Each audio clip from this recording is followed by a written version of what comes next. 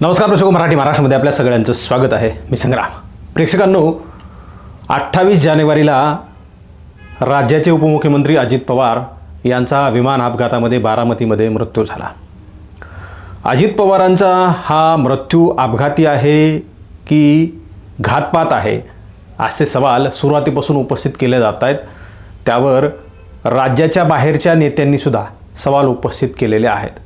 मात्र अजित पवारांच्या मृत्यूनंतर काही घडामोडी सोशल मीडियावर, माध्यमांच्या टी स्क्रीनवर काही नेत्यांनी केलेल्या प्रश्न उपस्थित केलेल्या बाबींवर आपण आज प्रकाश टाकणार आहोत. काही मुद्दे जोडून पाहणार आहोत. मागच्या 4-5 वर्षांमध्ये जे काही राजकारण झालं या सगळ्या गोष्टींबद्दल आपण जोडून पाहणार आहोत. आता अजित पवारांना पहाटेचा शपथविधी हा जीवघेणा ठरलाय का असा सवाल प्रामुख्यानं विचारला जाऊ लागलेला आहे. दबक्या आवाजामध्ये विचारला जाऊ लागलेला आहे. आता अजित पवार जाऊन 10 दिवस देखील झालेले नाही आहेत. तोच म्हणजेच आपण म्हणतो ना, 10वा तरी होऊ द्यायचा होता. मात्र तिसऱ्या दिवशी सुनेत्रा पवार यांनी उपमुख्यमंत्री पदाची शपथ घेतलेली आहे आणि आज प्रफुल्ल पटेल हे राष्ट्रवादी काँग्रेस पार्टीचे राष्ट्रीय अध्यक्ष झालेले आहेत.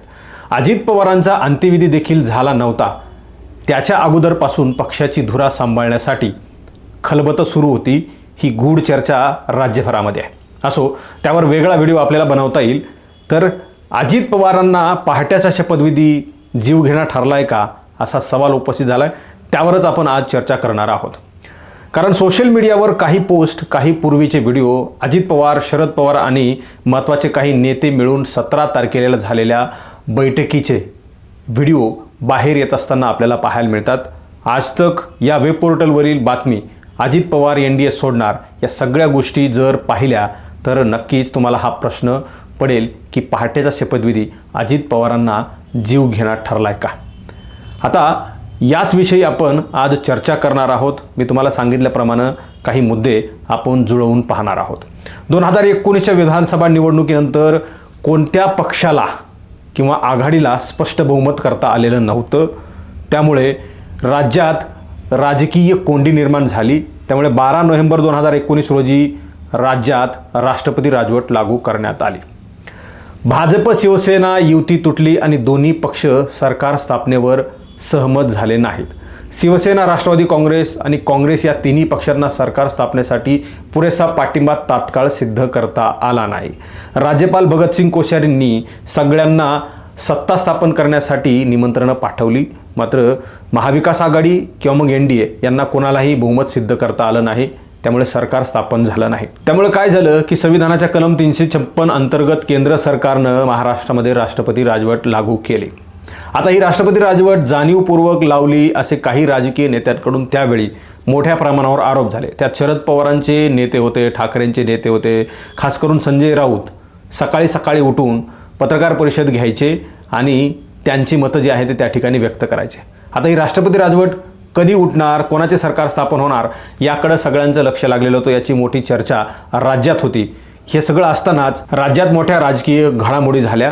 राष्ट्रपती राजवट उठवली आणि 23 नोव्हेंबर 2019 रोजी देवेंद्र फडणवीस व अजित पवार यांनी पहाटे शपथविधी उरकून घेतला.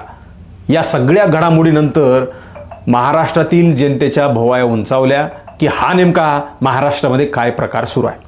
अजित पवार यांच्या विरोधात राज्यभर घोषणाबाजी झाली. म्हणजे अजित पवार शरद पवारांना सोडून थेट फडणवीसांसोबत जाऊन उपमुख्यमंत्री होतात आणि त्याच्यानंतर अजित पवारांच्या विरोधामध्ये मोठ्या प्रमाणावर घोषणाबाजी करण्यात आली. अजित पवार यांच्यासोबत गट करून आमदार जाऊ शकले नाहीत. त्यामुळे अजित पवारांना राजीनामा द्यावा लागला. परिणामी सरकार कोसळलं.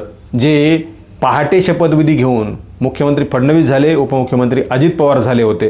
राष्ट्रपती राजवट उठल्यानंतर हा सगळा प्रकार होता आणि अजित पवारांना राजीनामा द्यावा लागला आणि त्याच्यानंतर काँग्रेस राष्ट्रवादी काँग्रेस, शिवसेना, ठाकरे यांची मिळून त्यांनी महाविकास आघाडी सरकार स्थापन केलं.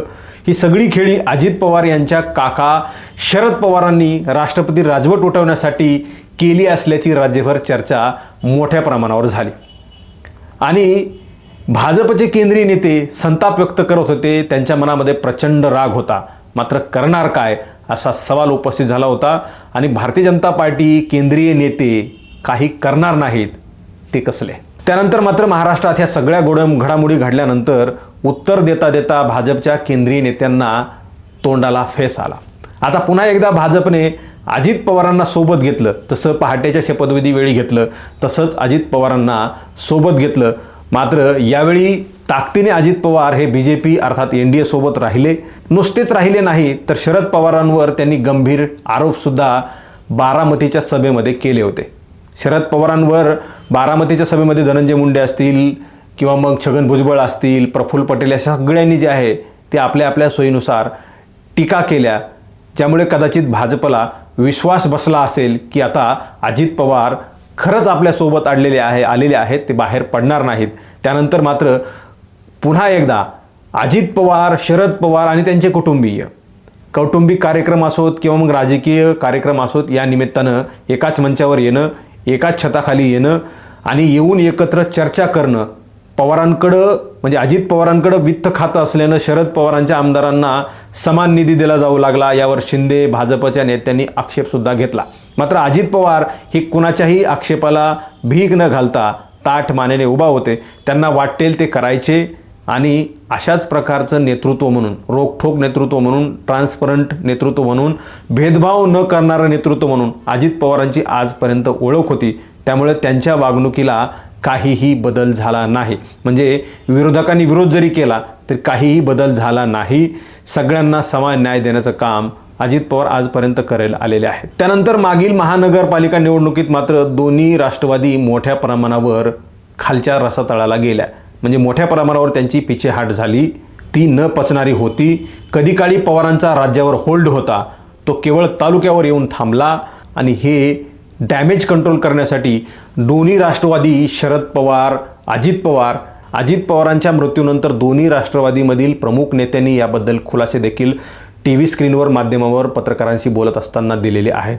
17 तारखेचा तो व्हिडिओ जिल्हा परिषदेच्या निवडणुकीनंतर एकत्र करण्याबाबतचा होता, सोबत येण्याबाबतचा होता, असं अजित पवारांच्या मृत्यूनंतर सांगितलं जात आहे.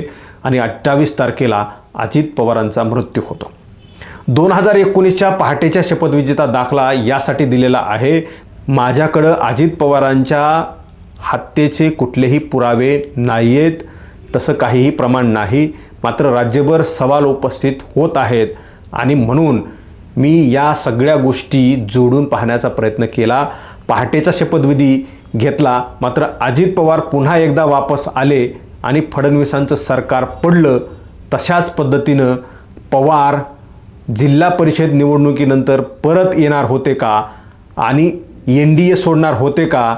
आणि जर अजित पवार सत्तेतून बाहेर पडले असते तर कदाचित फडणवीसांचं पुन्हा एकदा सरकार पहाटेच्या शपथविधीनंतर जसं पडलं तसं पडलं असतं, म्हणून अजित पवार जातात का, असा प्रमुख सवाल उपस्थित झालेला आहे. मित्रांनो, या सगळ्या गोष्टींबद्दल तुम्हाला काय वाटतं तुम्ही कॉमेंट बॉक्समध्ये तुमचं मत नोंदवा. मराठी महाराष्ट्र हा व्हिडिओ तुम्हाला आवडला असेल तर नक्की शेअर करा. मराठी महाराष्ट्रवर तुम्ही नवीन असाल तर मराठी महाराष्ट्र चॅनलला सबस्क्राईब करा. आणि हा व्हिडिओ तुम्ही फेसबुकच्या प्लॅटफॉर्मवर पाहत असाल तर तिथंसुद्धा फेसबुकच्या पेजला फॉलो करा आणि व्हिडिओ तिथूनही शेअर करा.